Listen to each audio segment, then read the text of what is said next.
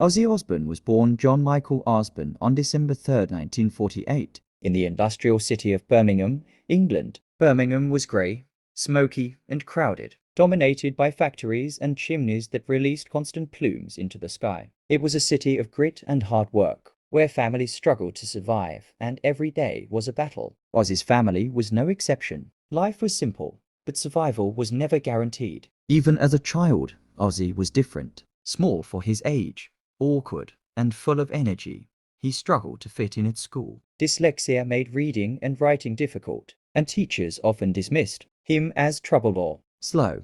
His classmates didn't make things easier. He was often teased or left out, forced to find his own escape in imagination and music. The city itself shaped him. Streets lined with brick buildings, smoke curling from factory chimneys, the clang of machinery in the distance. This was Ozzy's early world. Every corner of Birmingham left an imprint on him. Yet even in this harsh environment, he found moments of escape. Sitting quietly on the roof of his small home, he would look out over the city as the sun dipped behind the industrial skyline, imagining a life far beyond the smoke and grime. Music was his first love. On one ordinary day, he turned on the radio and heard the Beatles. Something inside him stirred. The melodies, the energy, the rhythm. It was like a door opening to a world he had never seen. That moment ignited a spark, a dream. One day, he would make music that could change lives, just like this music had changed his. As he grew older, Ozzy's passion for music became a refuge. He spent hours listening to records, copying riffs, singing along, and dreaming of stages far larger than the small,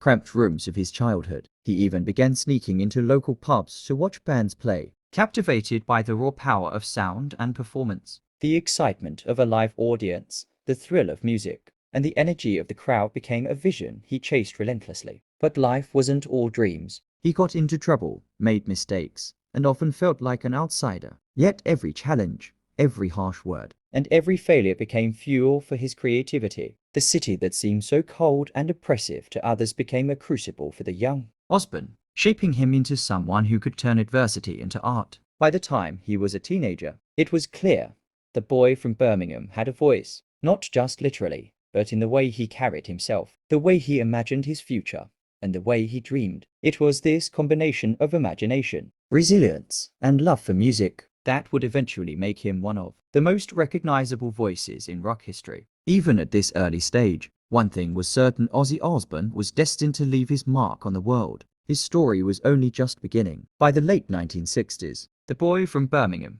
was no longer just a dreamer. He was ready to create a sound that would shake the world. Ozzy Osbourne had found a group of musicians who shared his vision for something raw, dark, and powerful. Together with Tony Iommi on guitar, Geezer Butler on bass, and Bill Ward on drums, Ozzy formed Black Sabbath, a band that would go on to define the heavy metal genre. At first, no one understood them. Their music was loud, distorted, and filled with tension, unlike the clean melodies of the pop bands dominating the radio. But there was a purpose behind every note. Tony Iommi's guitar riffs were heavy and ominous. Geezer's bass was thunderous, and Bill Ward's drumming was relentless. And then there was Ozzy, his voice, eerie, haunting, and unmistakable. Together, they created a sound that reflected the fears, frustrations, and energy of an entire generation. Their first album, Black Sabbath, was a bold declaration. It was dark, unsettling, and revolutionary. Critics were confused, even alarmed. They didn't know what to make of songs like Black Sabbath or Nib, but fans felt it instantly. There was an authenticity, an edge,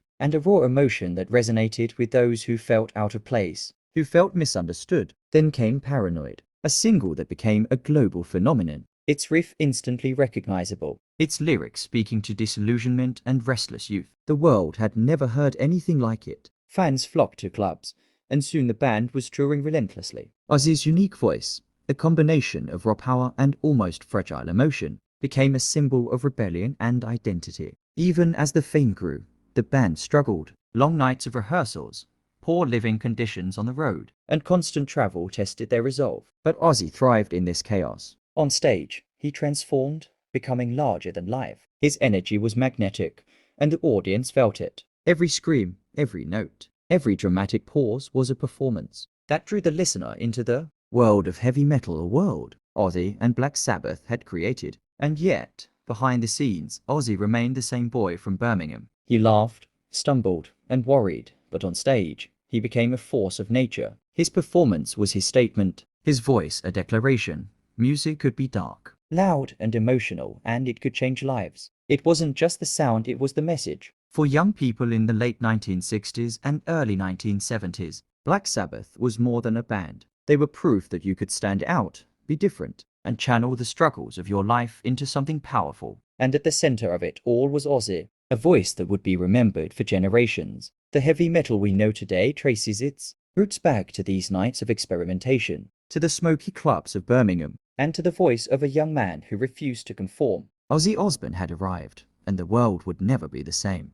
With the explosive success of Black Sabbath, Ozzy Osbourne's life changed dramatically. Suddenly, the boy from Birmingham was performing in front of thousands, his voice echoing through arenas filled with screaming fans. But fame came at a cost. The life of a rock star was exhausting, relentless, and unforgiving. The constant touring was grueling. Nights blurred into mornings. Cities flashed past in a haze of buses and hotels, and every performance demanded more energy than the last. Ozzy thrived on stage, but off stage, the pressures of fame, exhaustion, and the temptations of alcohol and drugs began to take a heavy toll. For years, Ozzy struggled privately with substance abuse, battling inner demons that threatened to destroy him. The Prince of Darkness persona, cultivated on stage, began to blur with reality. The chaos that fueled his music began to consume his life. Relationships within the band suffered. Tensions grew. Arguments became frequent, and trust eroded. By 1979, after years of success and conflict, the unthinkable happened. Ozzy Osbourne was fired from Black Sabbath. Fans were shocked, and the world questioned whether the voice of heavy metal had truly fallen. Some critics called it the end of a legendary career, but Ozzy refused to let this setback define him. Even in his lowest moments, he found small sparks of hope. He focused on what he loved most: music. He returned to the studio, writing songs that were raw, honest, and filled with emotion. He began to imagine a solo career, something entirely his own, where he could create without compromise. Ozzy's journey during this storm taught him invaluable lessons: resilience, determination, and the power of never giving up. Even when the world seems to be against you, he realized that legends aren't defined by their falls, they're defined by how they rise afterward. This period of struggle, chaos, and uncertainty would ultimately shape the man we know today. The Prince of Darkness had faced the storm, and though battered, he was far from broken. The stage would call him back, and when it did, Ozzy Osbourne would return stronger, more determined, and more iconic than ever before. After the storm of his Black Sabbath years, Ozzy Osbourne's life seemed uncertain. Fired, exhausted, and haunted by past mistakes, many thought his career was over. But one person never lost faith in him: Sharon Osbourne. Sharon, who would later become his manager and wife, saw something in Ozzy that no one else could. She recognized his talent, his unique voice, and the raw energy that had captivated audiences for years. With her guidance and support, Ozzy began the most important chapter of his career, his solo comeback. In 1980, Ozzy released his first solo album, Blizzard of Oz, and the world quickly realized he was far from finished. The single Crazy Train became an anthem for a generation, its opening riff instantly recognizable. Fans from all over flocked to see him perform, eager to witness the energy and emotion only Ozzy could deliver. The stage became Ozzy's sanctuary once again. Every note, every scream, every movement was a declaration. He had survived the storm, and now he was stronger than ever. Backstage, he laughed with Sharon and his new bandmates, but on stage, he transformed into a force of nature. This comeback wasn't just about music, it was about proving that resilience and determination could overcome even the darkest periods of life. Ozzy's solo career allowed him to create freely, experimenting with sound, lyrics, and themes that reflected his journey. Each song carried emotion, honesty, and a sense of triumph. Fans felt it instantly. They saw a man who had fallen and risen again, a living symbol that setbacks don't define destiny. The world learned that Ozzy Osbourne wasn't just a voice from Birmingham, he was a survivor, a performer, and a legend reborn. Through the arena lights and screaming fans, through the intensity of recording sessions and the long nights of preparation, Ozzy Osbourne proved one thing: the Prince of Darkness still had his crown, and his story was far from over.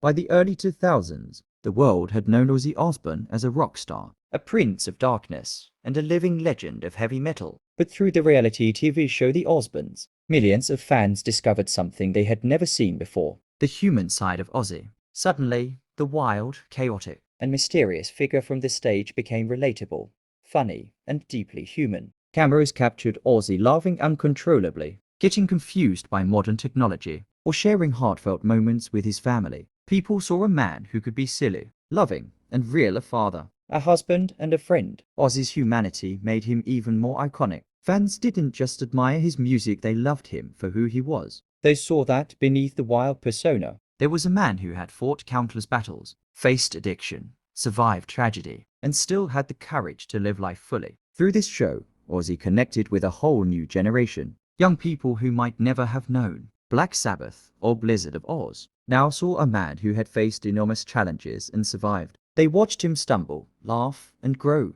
understanding that fame and talent didn't make life perfect, it made life real. But the story wasn't just about laughter or chaos. The Osbournes also showed the depth of Ozzy's love and loyalty. Whether it was supporting his children, showing devotion to Sharon, or caring for his fans, Ozzy's heart was as loud as his voice. His family became a mirror to his resilience, reminding everyone that even legends are human and that human moments often shine brighter than fame or fortune. Through this period, Ozzy became more than a rock star. He became a symbol of authenticity. He reminded the world that it's okay to be imperfect, to laugh at yourself, and to keep going no matter the challenges. The man behind the legend had emerged, and in doing so, made his legend even stronger.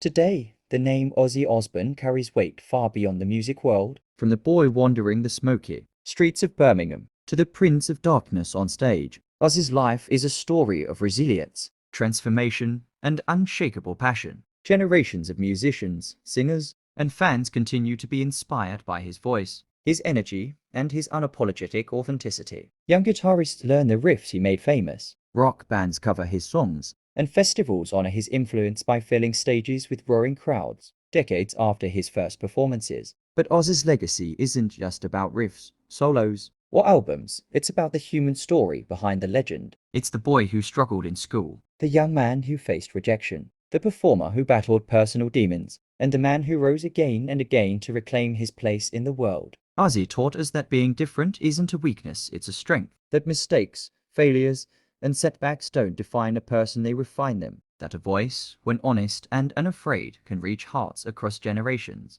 Even in his later years, Ozzy continued to tour, perform, and connect with fans. The energy never faded, and the message remained clear.